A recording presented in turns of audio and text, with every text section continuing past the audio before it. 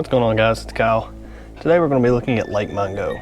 Lake Mungo is an Australian mockumentary directed by Joel Anderson, and it might be the scariest movie I've ever seen in my life. So I'm going to give a little breakdown of the movie before I get into why I think it's so scary. I'm just going to give a little beat for beat of like what happens in the film.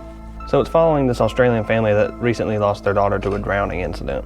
In the beginning of the film, it's just basic things of like talking about like how everyone feels about it, and then it shows a scene of it, which is pretty gruesome, and then it starts going into more aspects of the film. So then it goes into the father saying that he seen his daughter die, and then the son starts editing like pictures of her into family photos and videos that he takes to try to give the aspect that she's haunting them. This causes the mom to get really tore up and exhume her body to make sure she is there, and she is.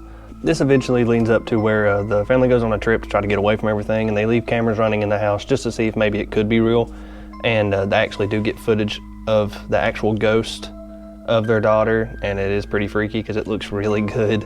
Like the editing on it looks pretty daggone awesome. And because it's set up as a documentary, but a mockumentary, you think it looks real, so it's, really good build up. Because of this, they look through the old footage that the brother edited to make it look like she was there, and they end up seeing that their neighbor was rummaging through Alice's room. Alice is the daughter, but was rummaging through her room looking for something, and then that causes the family to go in there and find a tape, and on the tape is their daughter having relations with the neighbor and the neighbor's wife. It's really nasty because she was a young teenager. This causes them to try to like go after the neighbor, but they can't find him for some reason, and then that kind of gets like shoved to the side afterwards because they can't really find him. And it's just a weird subplot to have because it shows that maybe she was like depressed. It's just more build up to show like how her mental state was at the time. The mom starts finding out that her daughter Alice was going to a therapist and was like talking about some of her problems, and they didn't know this. They thought she was just a normal girl. An important thing to mention with this is whenever she says she's going to the therapist, she mentions that she keeps having these dreams where she wakes up and she's cold and wet and like can't breathe, kind of symbolizing and like giving some foreshadowing into the drowning that she eventually does have. And then this leads to the big climax of the movie, the part that's so freaking scary, and I'll get into why it's so scary afterwards. But they see some footage because their daughter went on a trip to a dried up lake bed called Lake Mungo. That's the name of the film.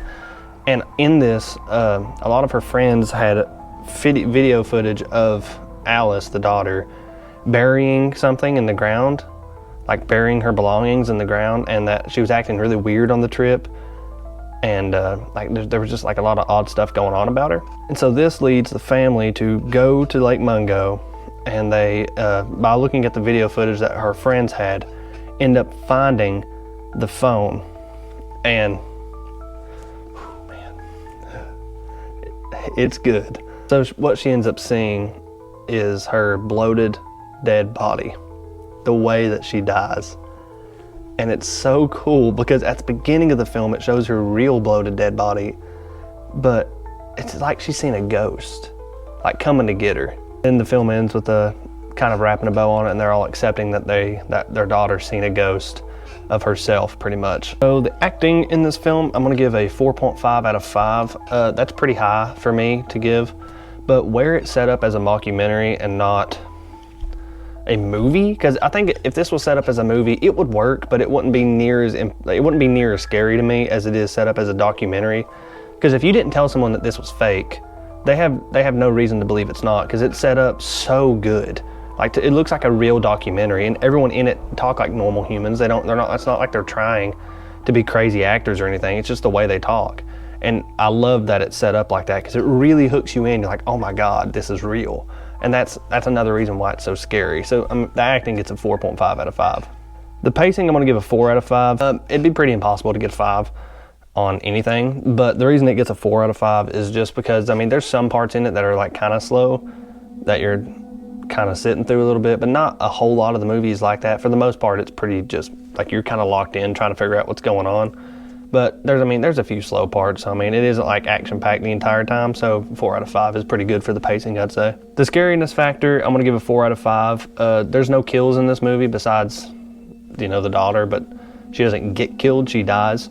so I'm not going to give a kill rating on this, but the scariness factor of it is a 4.5 out of 5 because I found this movie to be terrifying.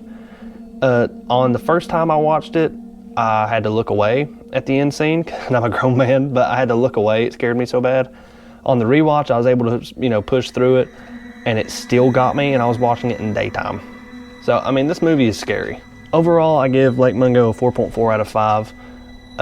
It's a very well done movie. Like, it's it's well shot. I think it came out in 2008, and just the story of it is good. It's very creative.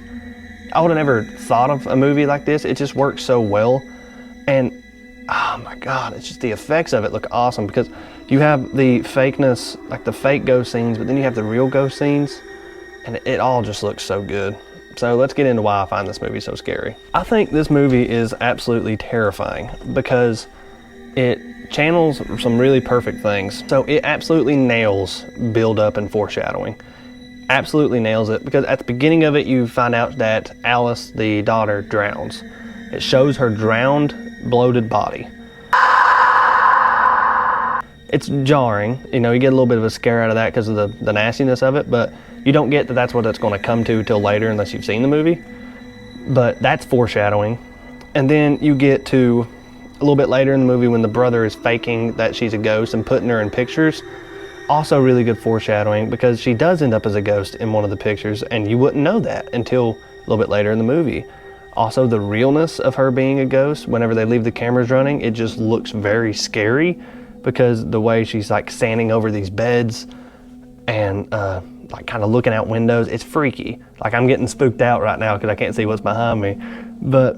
And then finally the end scene is one of the scariest things I've ever seen, and it's not because it looks grotesque. It's just because how uncanny that is. They seem that she buried her phone and her belongings, pretty much killing herself. And when they go and they find the phone, on the phone she finds footage of her finding her own bloated dead body coming at her. Is that not insane? And I know it might sound like I'm giving it a lot of credit, but if you watch this movie by yourself at 3 in the morning and you think it's not going to get you, if you just look at the picture of this and you're that's not that scary. Watch the scene, but don't just watch the scene by itself. Watch the movie. If you watch this movie, the whole movie, and you pay attention, the foreshadowing works. It works so good because you're kind of spooked out till you get to this point. You're going to get a little spooked because of everything that's happening. And then the scene hammers it home. And boy does it, because God, it is just such a good scare. A lot of people talk about Poughkeepsie tapes on how that movie's really scary and disturbing because of the way it's set up. It's also a mockumentary. This one is scarier, and I think it's better. And I know this video is not as long as the slob video. Thank you for all the views and likes on that. I really appreciate it. Let's see if we can get to 50 likes on this one. That'd be pretty sweet. Leave a comment down below on the next movie you'd like me to watch or book you'd want me to read, and I'll be sure to look into them. But I really can't stress enough how much I think that if you don't think this movie's scary, if you don't think these scenes are scary that I've showed you in this video, watch the movie at 2 in the morning, 12 at night, by yourself in the dark, and then tell me you didn't get scared, because I won't believe you. I watch a lot of horror movies. I read scary things. I don't really get spooked that easy. This is scary. It is. I don't slashers are good. The Conjuring films are good. They got jump scares. This isn't a jump scare. This is a deep psychological thrill of a scare. It's so good, and I love it. It's one of the best horror movies I think I've ever seen that actually encapsulate the trying to scare you. Because other ones are just let's see how much we can cut this person. Let's see if we can jump scare you. This movie will scare you to the point where you're looking behind your shoulder, wondering if there's something there because of how much it gets you. That's going to be about it for today's video. If you enjoyed, please leave a like and leave a comment if you have a movie that you want me to try out that maybe I haven't heard of, or if you have a book that you want me to read and do a review on, I'll be sure to check them out. And just thank you for tuning in. That's going to be it for today. Watch this movie Have a good one. I feel like something bad has happened. It hasn't reached me yet, but it's on its way. And it's getting closer. And I don't feel ready. I feel like I can't do anything.